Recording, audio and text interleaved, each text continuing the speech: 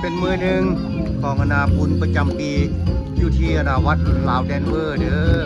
อันนี้ก็เป็นพิธีนาแห่พระเวทอยู่ในวัดก็เป็นอนาเดือน6วันที่10ปี2023แล้วก็มีพี่น้องๆเขานี่แหละ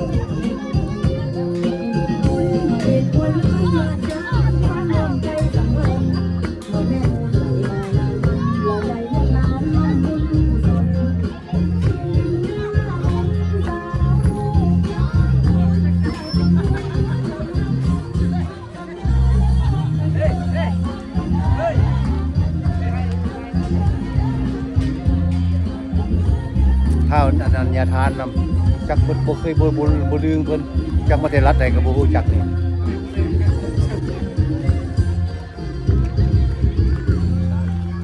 ญาทานมาแต่ต่างรัฐน้องบ่คุ้นตาเลยบ่เคยเห็นจัดไทยก็ประเทศที่จัดไทยก็ดีประเทศ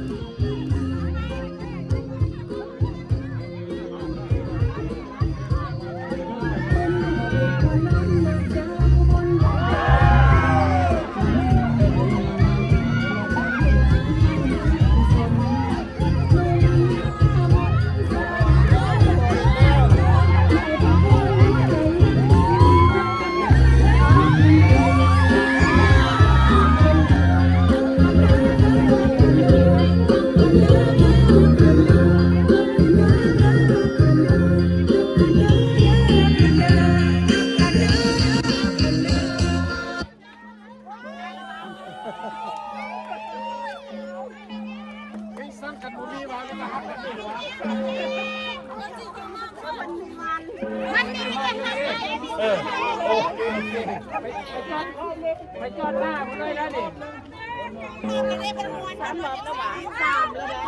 สามแล้วก็เจอพอแล้ว บ่ได้นับมันม้วน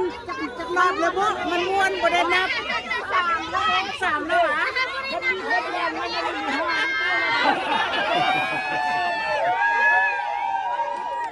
บุญพระเวทบ้านเฮา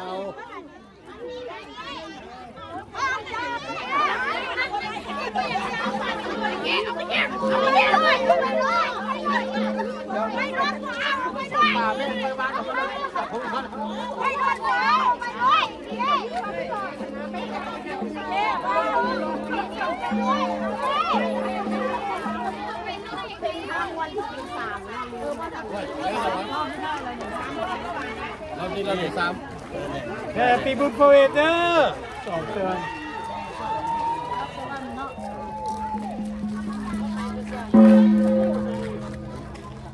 เ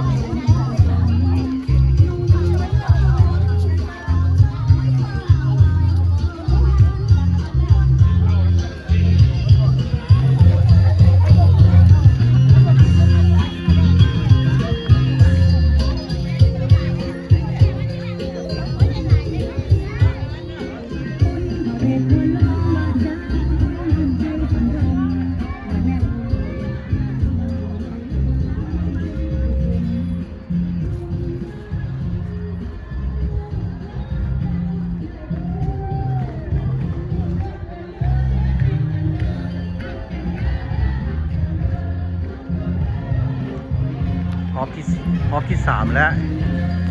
แห่พระเวทกับบุญประจำปีเนาะกับมวลแต่ซ้ำนี้ละคนก็มาหลายนะครับวันนี้ก็เป็นมื้อที่สองเพิ่นเริ่มแต่มือหวานมีพุ่น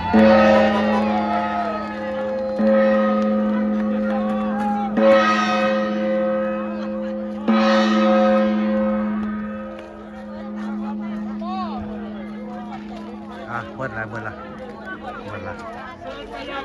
เข้าไปทางเมือง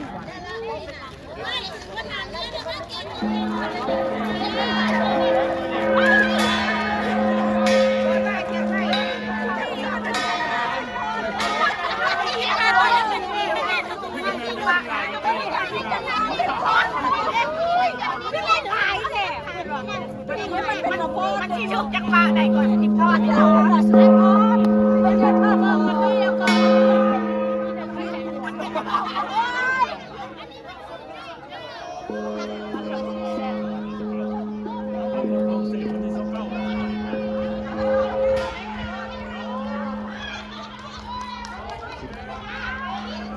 สิพาพี่น้องเข้าไปเบิ่งอยู่ภายในศาลาโฮงธรรมเด้อเพราะว่านี่เป็นศาลาโฮงธรรมเพื่อนฮักกระเพิดให้มาสมไส้เป็นเทือทำอิฐอยู่นี่อันนี้สักยืนนอกนี่แหละแล้วเข้ามาครับ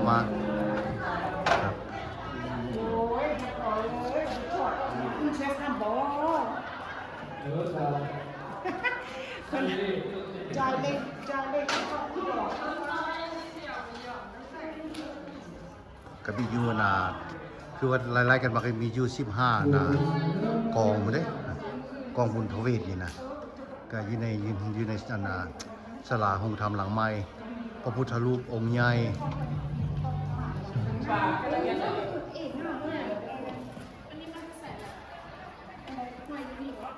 เอาเจ้าจังซี่ก่อนเนาะมื้อนี้เนาะโอกาสหน้าอยู่ค่อยว่ากันใหม่บ๊ายบาย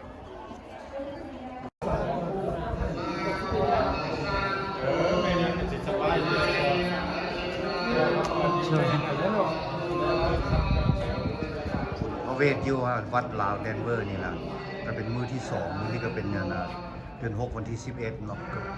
อันนี้ก็เป็นพิธีกรรมทางศาสนาเพิ่นก็สิเตรียมใส่บาตร2แถวอยู่ในอารามหลังใหม่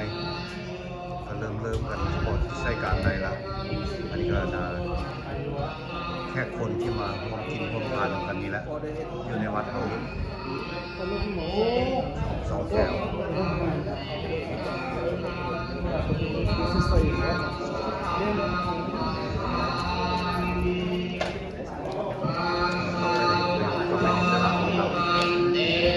อาจารย์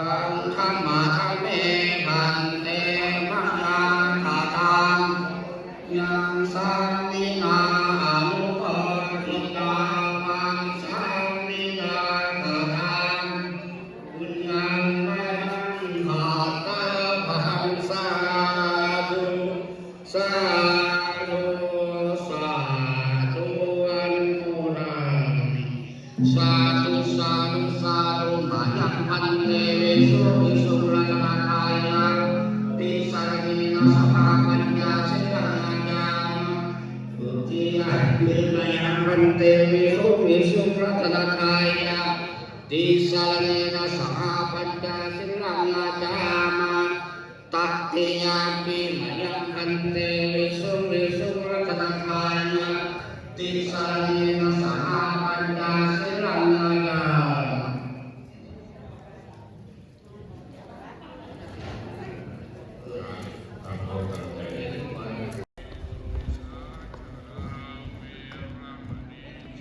สภาพข้างนอกนี่ก็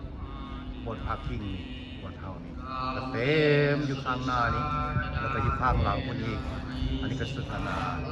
ศาลาโฮมธรรมหรือว่าสิมหลังเก่า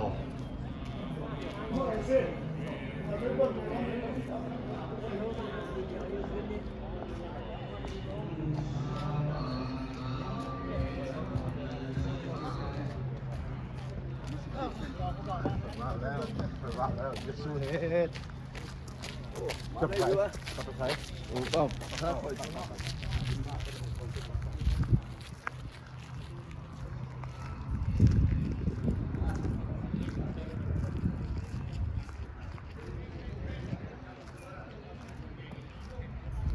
จอดเต็มไปเบิดหอดพุ่นบอกว่าจะไปจอดอยู่ด้านหน้าดินแล้วนะข้างหลังบ้านคือเจ้าเอกคือโบจัก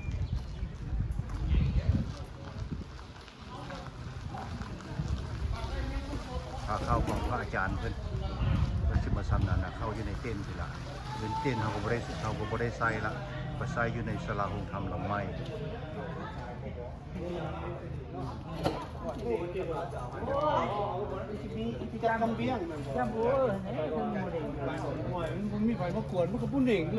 พี่น้องคนลาวเขานี่แหละที่ในรัฐนี่แหละโฮมกินโฮมทาน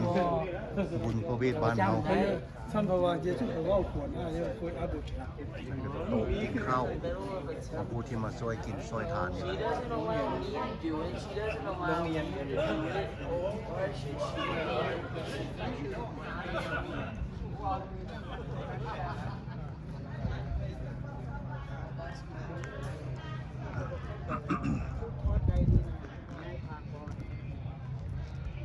นี่ไปเกย์สีคนงามไหม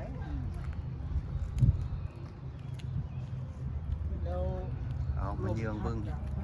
สภาพการเปลี่ยนแปลงยังบ่ได้มียังเปลี่ยนแปลงไปเทื่อยังอยู่คงที่แต่แนวที่ปรับปรุงใหม่ก็มีละถ้าลมมาแล้วท่านเอานิดกิ้งแต่คนนึงยกขึ้นมา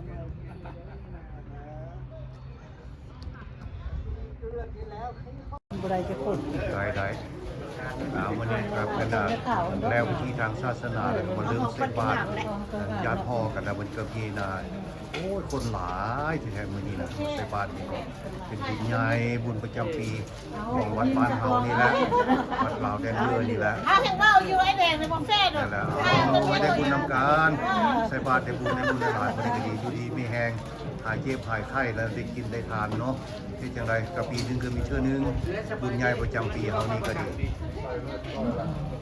ขอบคุณไว้แล้วดีครับนายไปย่านเมียบ่ไปย่านนี้ขอบคุณ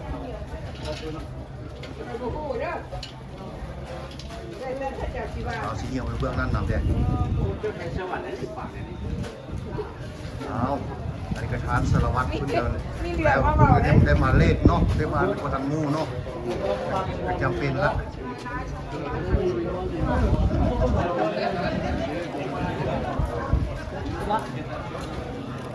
โอ้ยคนหลายแย่หลายบาทพี่น้องได้บุญได้ทานทำกันนี่แหละจะได้คนอายุข้างในพวกเรากำลังมาเทมาออกมา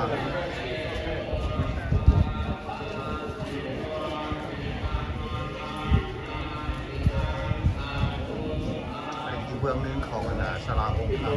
มันจะมีพิธีการใส่บาตรคือเก่าอีก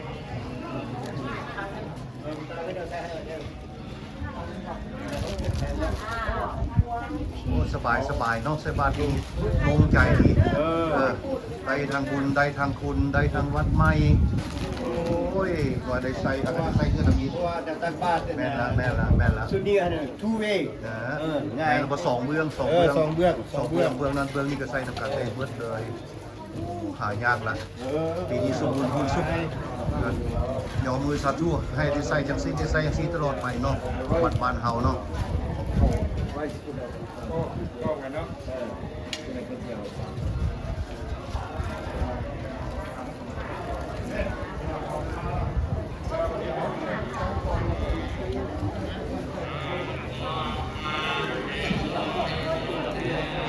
สองแถว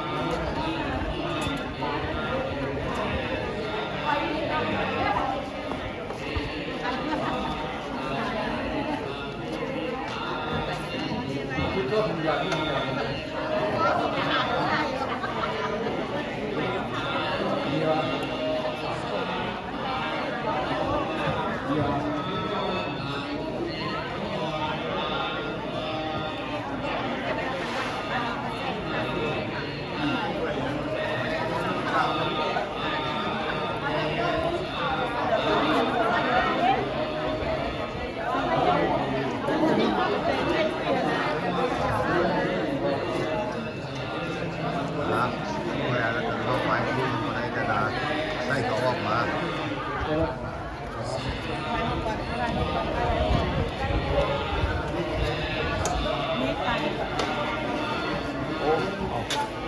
sorry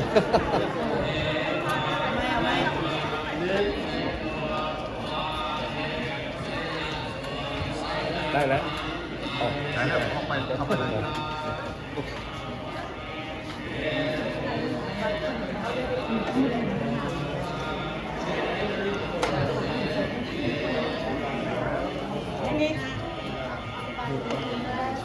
พยายามพายเอานี่แหละให้พี่น้องสักครู่สักคนมาทำกันนี่แหละเราพายไว้ไว้คนตาปีไว้ปีหน้า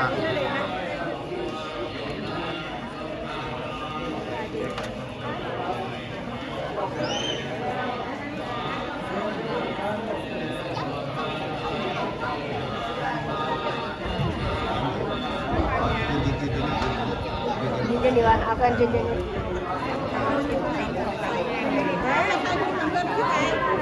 อย่าเมาเรื่องกระเมาไปเรื่องให้พี่น้องเขาได้เห็นนำเด้อเขาสิบว่าสปอร์นี่แล้วเขาก็พูดรู้มีแต่พูดงงเนาะพูดเท่าตรงนี้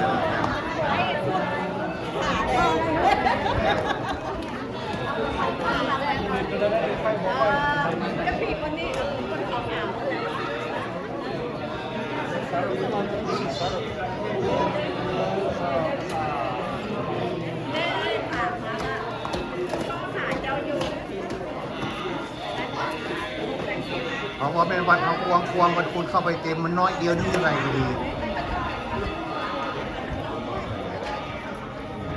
ไปเลย yes sir เป็นยังไงหาเต็มปืนแล้ว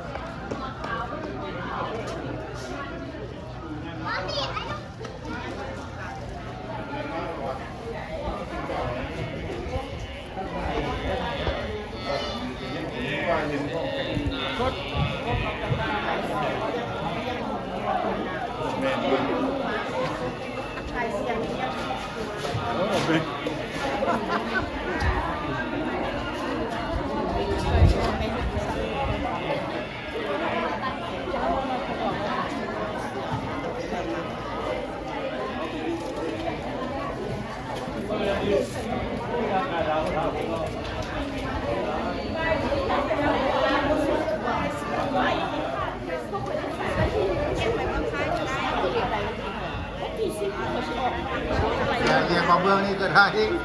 ก็ตัวว่างสิ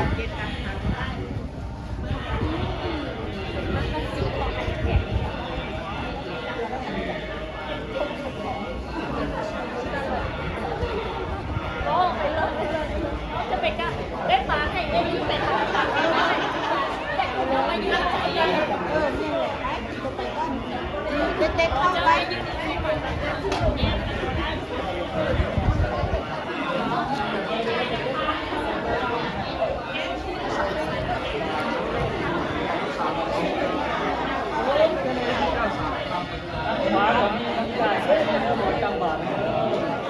ไปทางไหนก็ได้ป่ะนี่ ได้ตามใจมา แข้งซ้ายเนี่ยกว่าอะไรเด้อ ทั้งซ้ายก็มีทั้งขวาก็มีเด้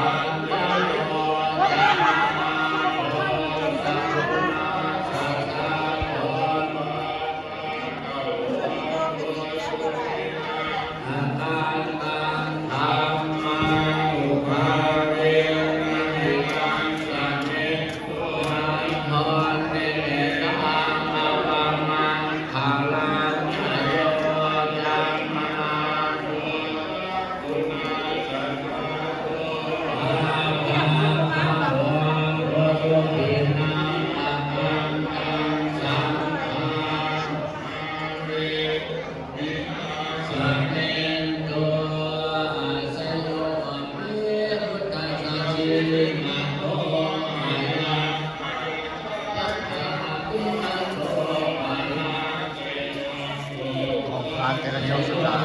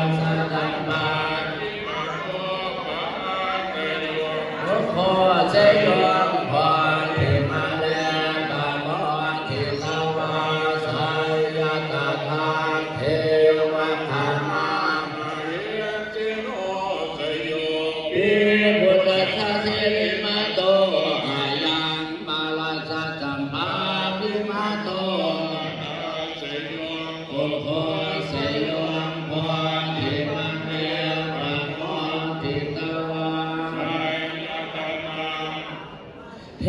วคาลามายสิโนสยเทพุทธสัจจิมาโตอายังมาลาสจัมปาปิมาโตมาลาสย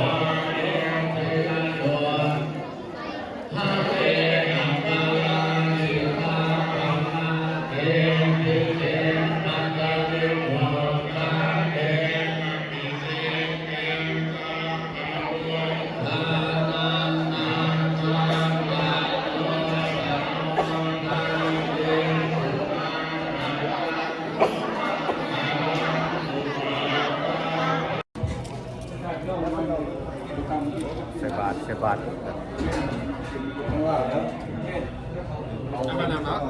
กินเหล้าของไว้อยู่คนเดียวเอามากองไว้อยู่คนเดียวเนาะ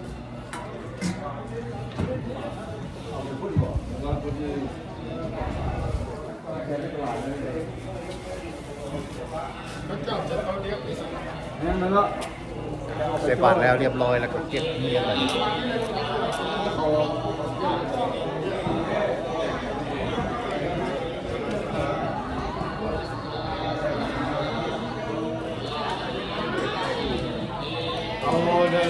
ยับถูดอกเสี่ยว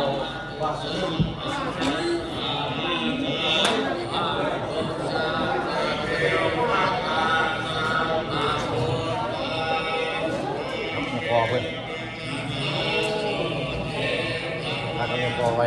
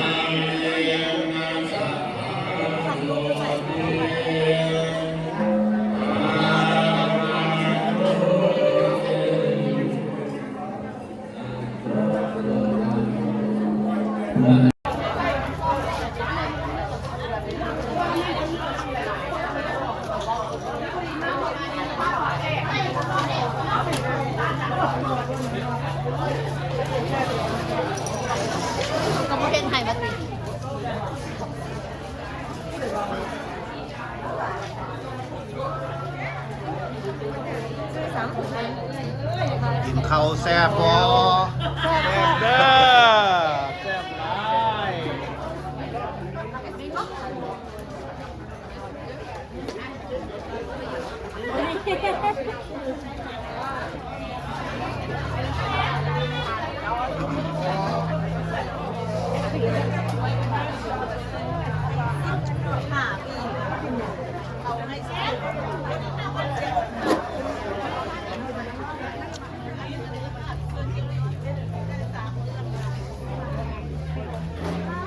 กินข้าวแซ่บบ่ แซ่บหลายโพด แซ่บ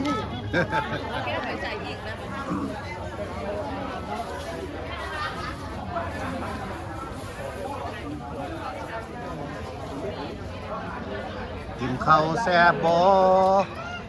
แซ่บหลายมาเด้อ บุญพระเวทกินข้าวสามัคคี หลังจากแล้วพิธีทางศาสนาก็มา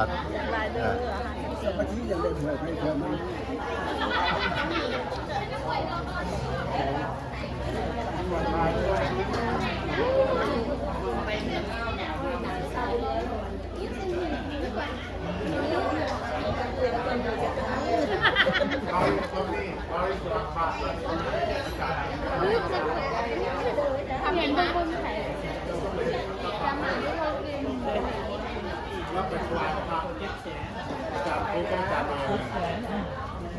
จะได้ไฟเฮากินข้าวแซ่บบ่ มาข้าวนี่หามาเด้อ โอ้ มาเด้อมาเด้อ ผานี้นี่มันได้กินทั้งมีทั้งบุญมีทั้งคุณได้ผานี่นะ